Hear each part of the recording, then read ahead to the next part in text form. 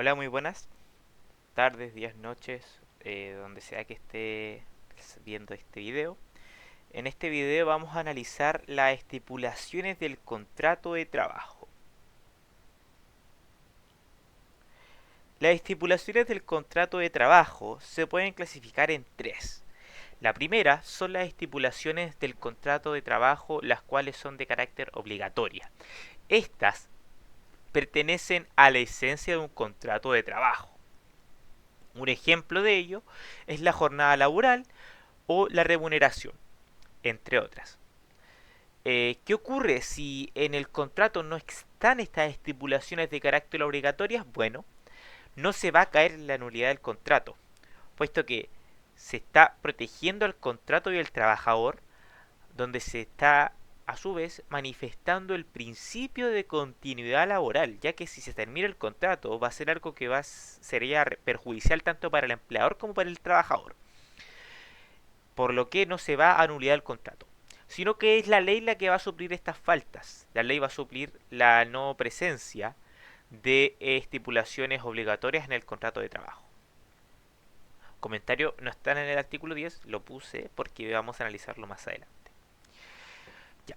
También tenemos unas estipulaciones de carácter permitidas. Estas estipulaciones permitidas son aquellas en las que las partes pueden convenir libremente, pero esa libertad no es total, sino que posee ciertas limitantes, como es el caso de que no pueden versar sobre renuncia de derechos, ya que hay ciertos derechos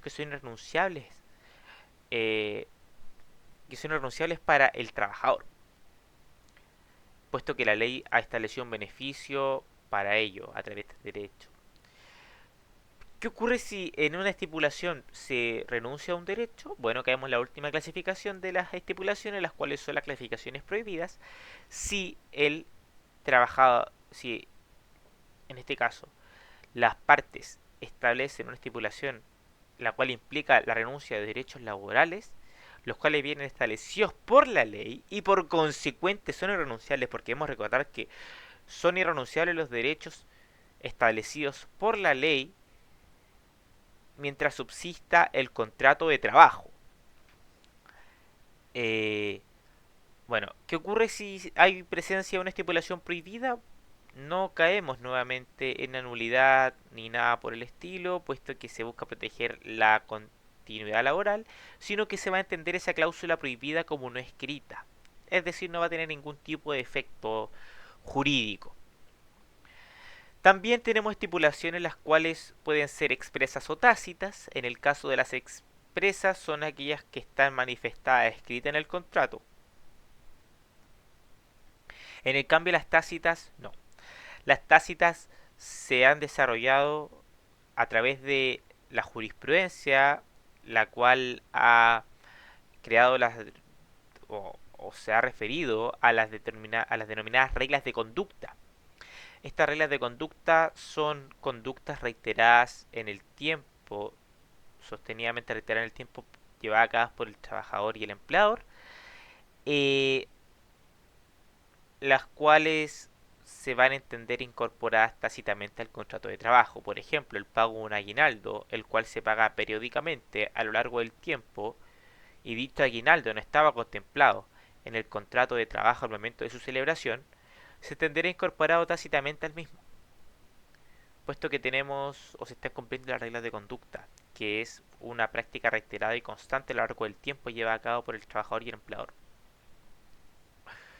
Pasamos de lleno ahora a revisar el artículo 10 del Código del Trabajo. El artículo 10 del Código del Trabajo es muy importante, ya que nos dice que el contrato de trabajo debe contener a lo menos las siguientes estipulaciones. El numeral 1 nos habla de el lugar y fecha del contrato de trabajo. El lugar y la fecha del contrato de trabajo son relevantes, puesto que dotan de cierta certeza al contrato de trabajo. En su numeral segundo tenemos a la individualización de las partes con indicación de la nacionalidad, domicilio y dirección de correo electrónico de ambas partes, si es que tuviesen correo electrónico, y la fecha de nacimiento e ingreso del trabajador. Desglosemos un poco este segundo numeral. ¿Cómo yo individualizo a las partes? Bueno, a las partes yo las individualizo con el RUT, con el nombre, con el domicilio y la profesión u oficio que en este caso va a desarrollar. Eh, ¿Qué ocurre con la nacionalidad? La nacionalidad es muy relevante. ¿Por qué? Porque tenemos que atender al artículo 19 y 20 del Código del Trabajo, el cual nos versa sobre esta materia. El artículo 19 del Código del Trabajo nos dice que si un empleador tiene más de 25 trabajadores, un 85% a lo menos deben ser chilenos. A contrario sensu, se van a exceptuar de de esta regla a los que tengan menos de 25 trabajadores, es decir, no tengan más de 25 trabajadores.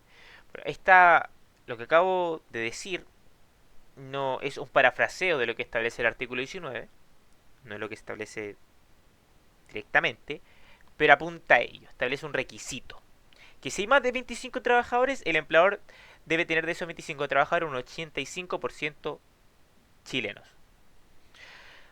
Para poder despejarnos dudas llega el artículo 20, el cual nos ayuda a computar esas cifras. Nos dice que se tomará en cuenta para el conteo de estos trabajadores de nacionalidad chilena al total de trabajadores que posee el empleador dentro del territorio nacional. Es decir, ya no vamos a irnos por cada sucursal que tiene el trabajador, si tiene más o no o menos de 25 trabajadores, no, en territorio nacional. Si dentro del territorio nacional tiene más de 25 trabajadores, un 85% debe ser chilenos. Importante eso. Se van a excluir de este cómputo a los del personal técnico especialista y se considerará como chileno al trabajador que tenga un cónyuge chileno, que tiene hijos chilenos o que lleva viviendo más de 5 años en nuestro país, más de 5 años de residencia, sin importar si esta residencia no ha sido ininterrumpida a lo largo del tiempo, es decir, se permiten salidas transitorias o eventuales del país, las denominadas ausencias accidentales. El legislador básicamente puso este requisito para poder diferenciar de la obtención de la nacionalidad, en el cual se exige una vigencia ininterrumpida en el territorio nacional durante un plazo de 5 años. ¿Qué ocurre con la fecha de nacimiento dentro de este numeral segundo del artículo 10, el cual exige en la individualización de las partes? La fecha de nacimiento es relevante, ya que nos va a permitir ver si el trabajador es apto o no para el trabajo, puesto que hay algunos trabajos que establecen un límite de edad en razón a las funciones que se van a desarrollar en él, y también para saber si este trabajador es o no menor de edad. Retomando el punto de que hay algunos trabajos que exigen cierta edad, hay, no sé, no podemos poner una persona a la cual es de tercera edad, por ejemplo, a trabajar en un eh, o a desarrollar funciones las cuales competen a un joven, por ejemplo, cambiar los postes de luz, etcétera. Es decir, el empleador puede establecer un límite de edad. ¿Y cómo la ve? Bueno, a través de la fecha de nacimiento del trabajador. Y también tenemos fecha de ingreso, que lo exige acá.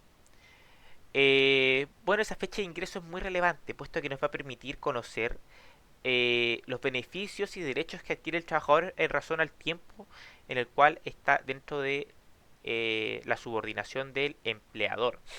Es decir, nos va a permitir saber cuándo puede el trabajador tomarse vacaciones, ya que hay que recordar que apenas alguien entra a una empresa no le dan vacaciones de inmediato, sino que tiene que cumplir cierto periodo de tiempo para que recién le den vacaciones.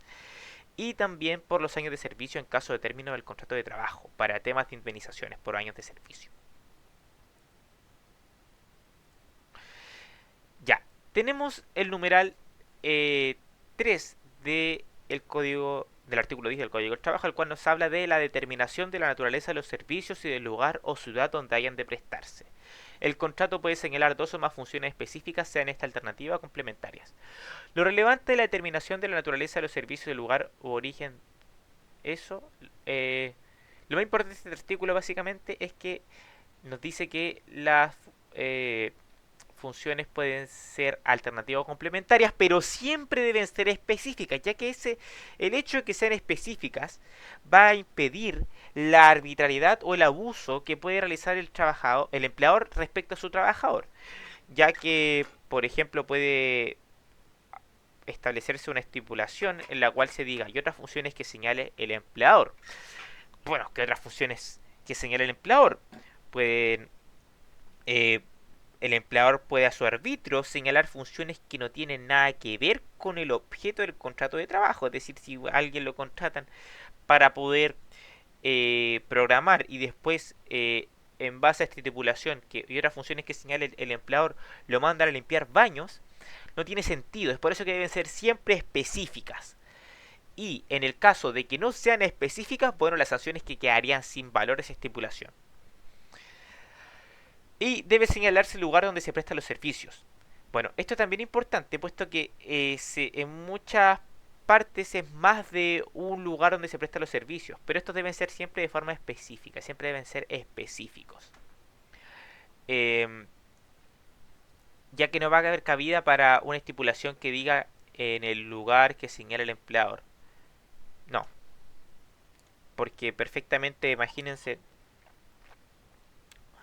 em, se da que uno firma un contrato y en base a esta estipulación uno firma un contrato en Viña para trabajar en Viña y después en los lugares que señala el empleador, bueno, te mandan después a trabajar a San Antonio. Por eso tiene que ser específico para evitar arbitrariedades, como dijimos. Y la sanción es la misma, va a quedar sin valor. Tenemos un problema acá, el problema con la negociación. El empleador puede tener empleados con varias funciones y trasladarlos de una sucursal en huelga. Perdón. El empleador puede tener empleados con varias funciones. Ya, tenemos empleadores con varias funciones. Y el empleador ve que hay una sucursal en huelga. Bueno, como tenemos varias funciones y se establece en este artículo, en ese artículo, que puede haber más de un servicio y estos se pueden efectuar en más de un lugar, pero siempre tiene que ser específico. Bueno, el empleador acá dice, bueno, ¿y qué pasa si yo tiro de un poco de esta gente a que está en una a donde están en huelga los trabajadores? Bueno, eso no se puede porque tiene que ser específico. Si no está especificado antes, no se va a poder y por tanto la huelga no se va a ver afectada para esos trabajadores que estén en huelga. El numeral cuarto nos habla del monto, forma y periodo de pago de la remuneración acordada. Bueno, la remuneración debe ser determinada exactamente o por un mecanismo que lo calcule. Es decir, la remuneración debe ser determinada exactamente. Usted va a ganar tanto. O un mecanismo que lo calcule. Usted va a ganar tanto si vende tanto. Usted va a ganar tanto si llega a cierta meta, por ejemplo. Pero debemos recordar acá que también hay un sueldo mínimo. No se puede ir menos. Y también tenemos que se debe especificar la forma de pago. Si se le va a pagar. A forma de pago no se refiere a si te va a pagar en efectivo, débito, transfer. No. A la forma de pago se refiere a si vamos a pagar eh, forma y periodo de pago. Se refiere a si te van a pagar en quincena, mensual, diario, por hora, etcétera. Y el periodo de pago debe ser señalado.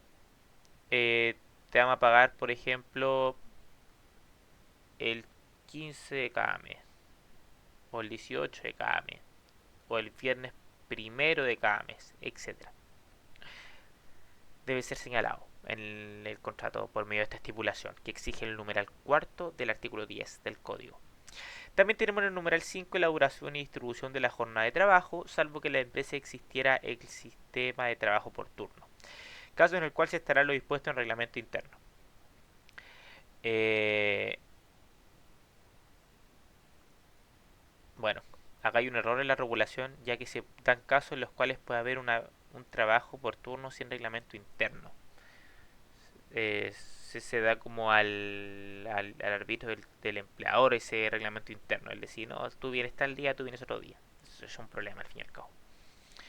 Y tenemos el plazo del contrato de trabajo en su numeral 6. Bueno, el plazo del contrato de trabajo es importante ya que debemos recordar que los contratos a plazo no pueden exceder el año. Si se dan en dos ocasiones pasa a ser indefinido. Y también que todos los contratos poseen un plazo final, no solamente los contratos a plazo fijo, ya que un mismo contrato definido va a terminar, si bien es indefinido, este puede terminar a raíz de la muerte del trabajador. Ese va a ser una causal de término de contrato de trabajo, entonces no va a ser del todo indefinido, siempre tiene un fin, siempre tiene un plazo final. Tenemos en el numeral 7 los demás pactos que acordarán las partes. Acá se señalan todos los detalles del contrato que hayan sido acordadas por las partes. Es decir, el pago de hora extra, la utilización de uniforme o no durante el desarrollo de sus funciones, la utilización de implementos de seguridad, lo cual siempre se da para los trabajadores que están en bodega, por ejemplo, que trabajan en bodega, siempre tienen que utilizar un implemento de seguridad de forma obligatoria, los trabajadores de puerto también, el casco, bototos, etcétera. También deberán señalarse también en su caso los beneficios adicionales que suministre el empleador en forma de casa, luz, combustible, alimento u otras prestaciones en especie o servicios. Acá hay muchas empresas que suelen dar ciertos cheques. ¿Para que mencionamos marcas? Por ejemplo, Sodexo de alimentación a sus trabajadores para que estos compren mercadería, vayan al restaurante, almuercen, etcétera. Los de alimento también. Por ejemplo, los contratos, si es trabajador de jornada completa, se deben señalar también ahí que el empleador le va a dar almuerzo al trabajador, desayuno, etcétera. O aguinaldos también. El monto del aguinaldo, entre otros beneficios que va a darle el empleador al trabajador. Y cuando la contratación de un trabajador se le haga cambiar de domicilio, deberá dejarse testimonio del lugar de su procedencia. Bueno, acá esto es importante porque si tenemos que relacionar este inciso del artículo 10 del Código del Trabajo con el artículo 53 del Código del Trabajo, en el cual se establece la obligación para el empleador de pagar al trabajador los gastos razonables de ida y vuelta si es que éste tiene que prestar servicios eh, en otro lugar, distinto a su residencia, es decir, si se le hizo cambiar de residencia. Y ese pago que le hace el empleador al trabajador por básicamente su transporte, no se va a considerar dentro de las remuneraciones, van a ser apartes. Y es más, si el trabajador posee familia, también tiene que pagarle los gastos a la familia que viva con él. De traslado, obviamente, de traslado, no de día a día, no le va a pagar el luz, el agua, no, eso no. Solamente de traslado. A raíz de que se le está pidiendo al trabajador desplazarse a un lugar distinto a su residencia. Entonces, por eso se establece este requisito.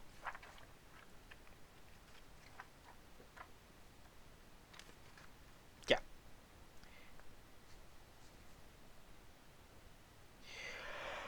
Y tenemos, bueno, y un comentario acá que el empleador no va a estar obligado cuando la terminación del contrato sea por culpa o la sola voluntad del trabajador.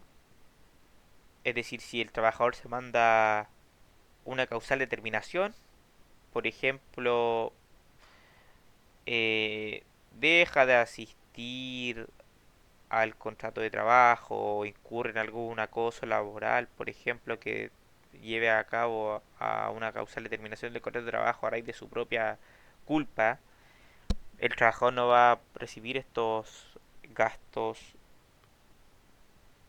que le va a dar, estos pagos por los gastos que tiene que efectuar el trabajador por su traslado, no los va a recibir, el empleador no se los va a pagar. Ya, y el último inciso es si por la naturaleza de los servicios se precisara el desplazamiento del trabajador, se entenderá por lugar de trabajo toda la zona geográfica que comprende la actividad de la empresa. Esta norma se aplicará especialmente a los viajantes y a los trabajadores de empresas de transporte. No sé si esto lo tiene mayor relevancia, en verdad, como que es bien claro con lo que se establece allí. Ya, un ejemplo del artículo 53 bien clave para que quede claro es los trabajadores de las minas. Ellos siempre tienen que irse a trabajar a otro lugar, pero para ellos se les paga un transporte, se les paga el bus, etcétera. Tenemos también el artículo 10 bis, donde se nos habla del contrato de obra faena. El contrato de obra faena, que es aquella convención para la cual el trabajador se obliga con el respectivo empleador a ejecutar una obra material o intelectual específica y determinada en su inicio y término, cuya vigencia se encuentra circunscrita o limitada a la duración de aquella obra faena. Eh, las diferentes etapas de una obra o faena no pueden ser objeto de dos o más contratos de este tipo de forma sucesiva, caso en el cual se entenderá que el contrato es de plazo indefinido. Es decir, si una obra o faena forma dos contratos, eso no se puede, tiene que ser siempre uno, y si la obra o faena se termina y se inicia otra, bueno, el contrato pasa a ser a plazo indefinido, no se va a firmar otro contrato. No serán contratados a faenas aquellos que implican la realización de labores o servicios permanentes, por tanto no concluyen conforme a su naturaleza.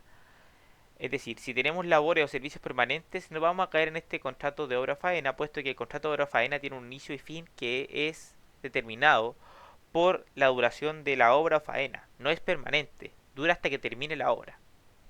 Si se sigue esa relación entre trabajador y empleador, una vez termine la obra, bueno, se pasa a contrato de plazo indefinido. Y en este caso, si es permanente, no es contrato de obra o faena, sino que pasamos a contrato de plazo indefinido, como dijimos anteriormente. Aquello será determinado por la inspección del trabajo respectivo sin perjuicio de las facultades de los tribunales de justicia en caso de controversia.